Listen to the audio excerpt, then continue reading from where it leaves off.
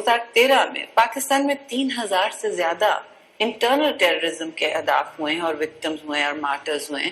تو this is something that India needs to reconsider. ان کو اپنی پالیسیز وہ کیوں نہیں کرتے؟ وہ سمجھتے ہیں کہ پاکستان فیل کر رہا ہے، گرتی ہوئی دیوار کو ایک دھکا اور دو. اس وقت انٹرنیشنل ہائی پہ ہیں، میڈیسن اسکوائر کیا ہمیں ضرورت نہیں ہے؟ دیکھیے نریندر مودی کو ویزا تک نہیں ملتا تھا انڈیا میں، سیدھی سی بات. اب ایگزامپل ہے. اور اب تو وہ از دا راک اسٹار آف. تو ان کی جو وہاں جو انڈینز وہاں رہتے ہیں، ایک ان کا بہت پش ہے، کلاؤٹ ہے، اور ایک بہت بڑا ان کا فائنینشیل. اور یہ کلاؤڈ میرے خیال سے ناظرین کو بتاتے چلیں کہ شری رحمان صاحبہ جب واشنگٹن میں ہوتی تھیں تو اس میں کم سے کم ایک حد تک تبدیلی آئی تھی کہ کہا جاتا ہے کہ جب پاکستان کی ایمبیسی اور انڈیا کی ایمبیسی میں کوئی تقریب ہوتی تھی تو زیادہ لوگ پاکستان کی تقریب میں ہوتے تھے، جو کہ پہلے شاید نہیں. تو میڈم آپ کے خیال سے یہ ابھی انڈیا کا جو ہم ایٹیٹیوڈ دیکھ رہے ہیں لگتا ہے ایسا ہی ہے جس طرح آپ نے کہا کہ وہ ایک ہائی ہارس پہ ہیں، تو اس کا حل کیا؟ What can Pakistan do?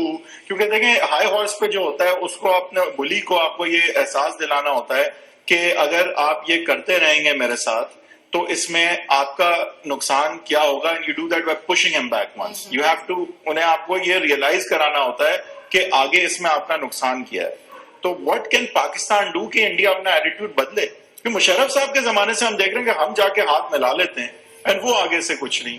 جی یہ آپ جارحانہ رویے میں گہرائی آتی جا رہی ہے، اور کانگریس کی 10 سالہ حکومت میں بھی اس طرح کی کوئرسو ڈپلومیٹک بات چیت شاید نہیں ہوتی تھی یا میسیجنگ نہیں ہوتی تھی، لیکن ہوتا وہی تھا.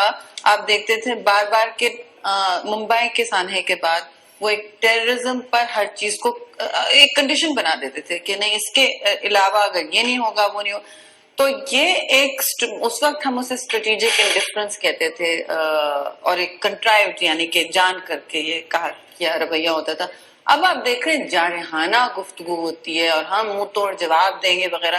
یہ دو نیوکلیر ممالک کی کوئی رسپانسبل یا میچور زبان نہیں ہے. جب ہم ٹیررزم کو ٹیکل ایک طرف کر رہے ہیں، ہمیں ڈسٹریکٹ کر رہے ہیں، ساری دنیا اس کا اعتراف کر رہی ہے، تو آپ کو بجائے if anything we are cleaning up our act. We are still not good maybe, but we are trying to clean up our act. میں سمجھتی ہوں پاکستان نے اتنا اب کوئی ریڈ کارپٹ پاکستان نہیں بچھا سکتا ہندوستان کے لیے.